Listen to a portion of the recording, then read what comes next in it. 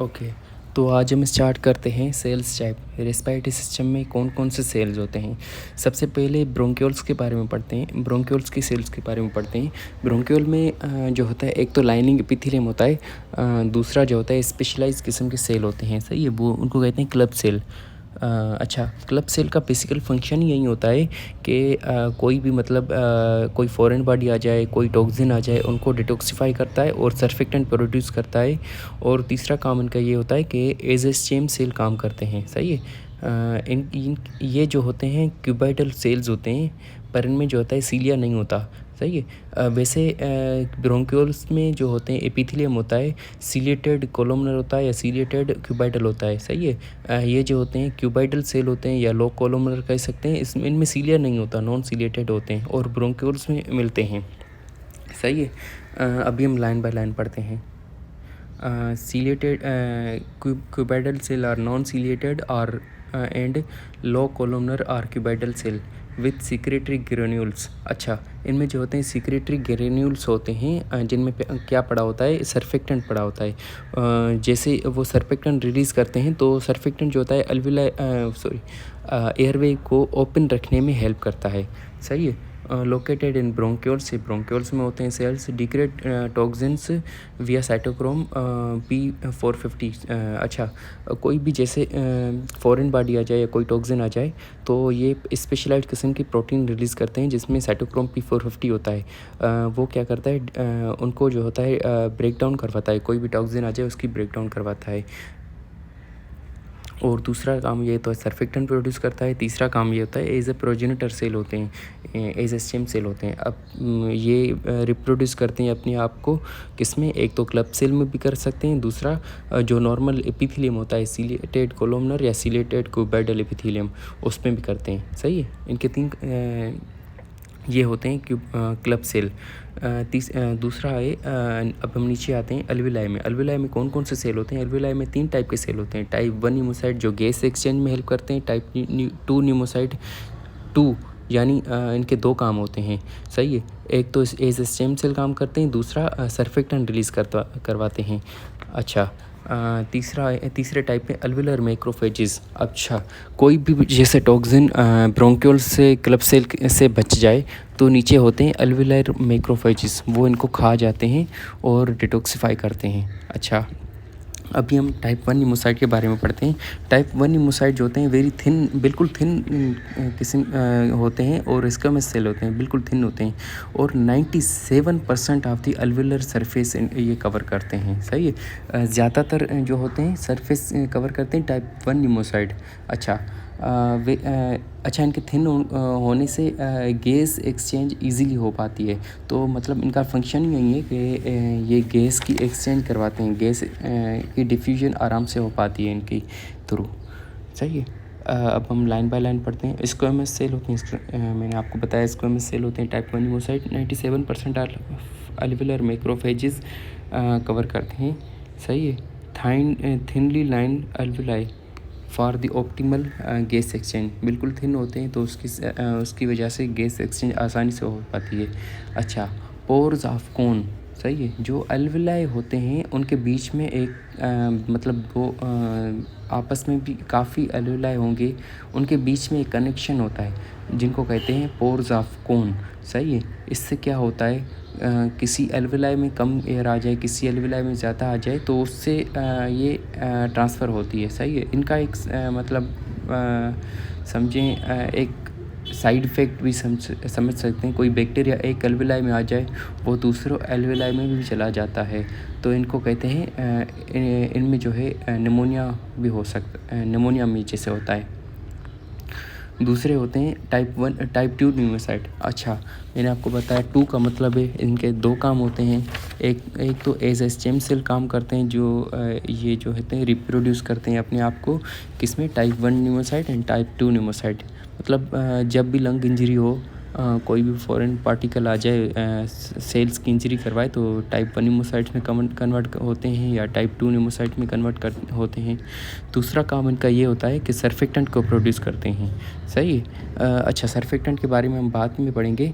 अल्विलर macrophages के बारे में भी पढ़ते हैं। अच्छा, अल्विलर मैक्रोफेजेस क्या होते हैं? अब क्लब सेल से बच के कोई भी फॉरेन पार्टिकल अल्विलाई में पहुंच जाए तो अल्विलर मैक्रोफेजेस उनको फेगोसाइटोज करते हैं और साइटोकाइन रिलीज़ करते हैं। साइटोकाइन का क्या करेगा? वहाँ की जो है वेसल्स में ज़्यादा ब्लड आएगा तो न्यूट्रोफिल्स ज़्यादा आएंगे, तो मतलब उनकी वहाँ पे इन्फ्लेमेशन करवाएगा। सही है, ज़्यादा मतलब डिफेंस मैकेनिज़्म। अच्छा, यहाँ पे एक लिखा हुआ है, लाइन बाय लाइन पढ़ते हैं।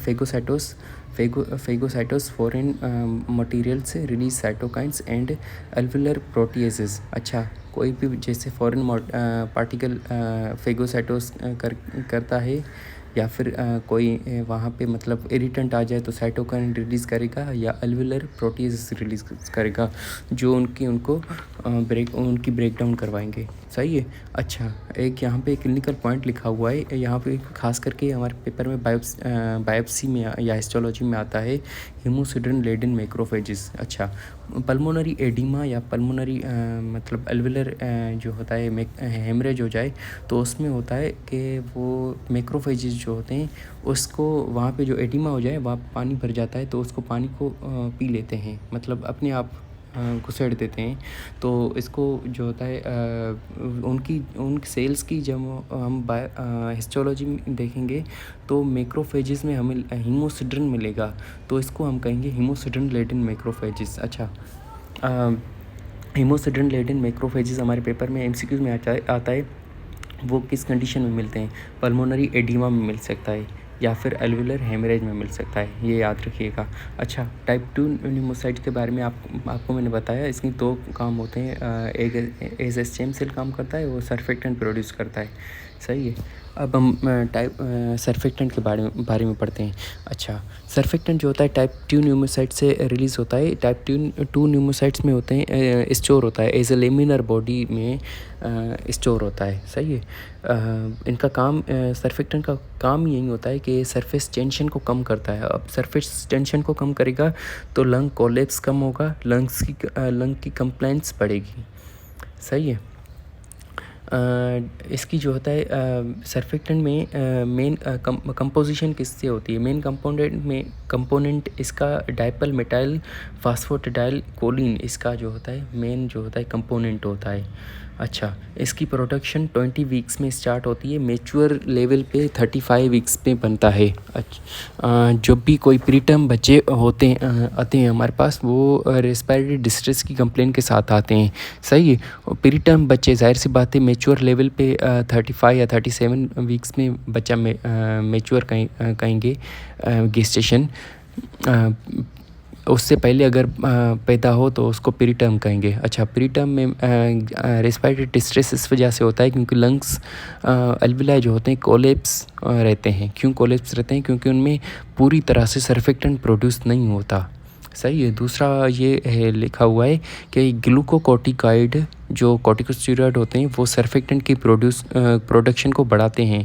जैसे ही मदर में थोड़ा सा जैसे नॉर्मल वेजाइनल डिलीवरी में स्पॉन्टेनियस वेजाइनल डिलीवरी में मदर को स्ट्रेस होता है तो ग्लूकोकॉर्टिकॉइड रिलीज़ होते हैं। आपने एंडोक्राइन में पढ़ा होगा, स्ट्रेस में ग्लूकोकॉर्टिकॉइड रिलीज़ होते हैं तो वो क्या करते हैं? सर्फेक्टेंट की प्रोडक्शन को बढ़ाते हैं। अब सर्फेक्टेंट की प्रोडक्शन को बढ़ाएंगे तो लंग्स मतलब कोलैप्स नहीं होंगे बच्चे के, जब बच्चा पैदा होगा उसको रेस्पिरेटरी डिस्ट्रेस नहीं होगा। जब सी सेक्शन के साथ जब बच्चा सी सेक्शन में पैदा होता है तो उनमें जो होता है माँ में स्ट्रेस नहीं होता ज़्यादा, तो बच्चा जो होता है बच्चे तो जो ग्लूकोकॉर्टिकॉइड कम रिलीज़ होता है तो उसमें जो होता है सर्फेक्टेंट कम प्रोड्यूस होता है उसमें, मतलब रेस्पिरेटरी डिस्ट्रेस के साथ बच्चा प्रेजेंट करता है। सही है।